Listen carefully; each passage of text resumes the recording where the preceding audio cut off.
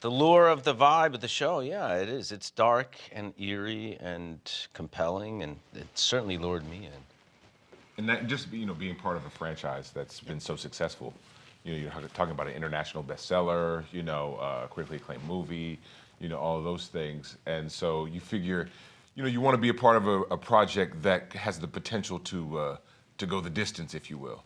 And so when you're part of a successful franchise, that's very enticing, to be a part of. You have to read the book. I mean, at least The Bone Collector, at the very least, and just be familiar with the world. And there's a lot of character development and context that's actually in the novel. Shakespeare says, above all, the text is sacred. So you have to start with the written word. When I was first sent the pilot, I immediately recognized the name and got chills. I was a huge fan of the film. I was very aware of the book series. My dad's an avid reader, and growing up when I was in Florida, wanting to be an actress in LA, I watched, there's a series of movies, The Bone Collector, Kiss the Girls, Don't Say a Word. We're fortunate enough to have Gary Fleeter, who did 2 of those movies. Yes, he did.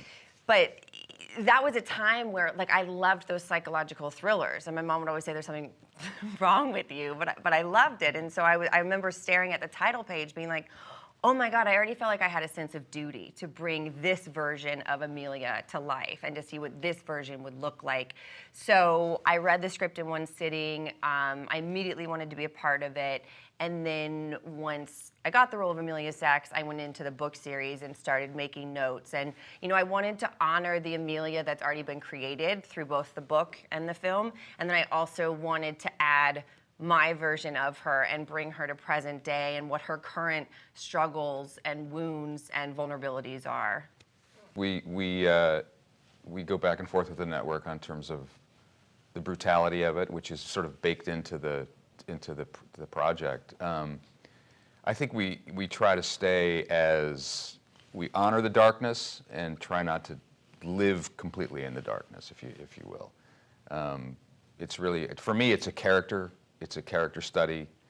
I honor this cast. These are incredible artists up here, and I sort of owe a duty to Jeff Deaver for the books, and this group of artists is sort of our version of the Bone Collector. And we're a little dark. We try not to get pulled into it.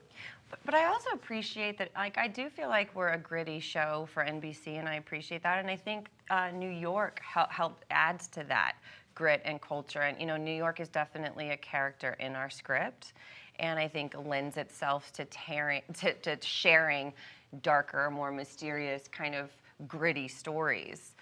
I'd get fired if I teased the finale.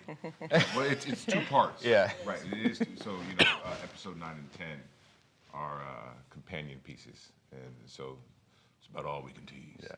But there is a cliffhanger baked in. I'm really excited about everyone seeing the 2-hour finale, which I think will be aired continuously without a break.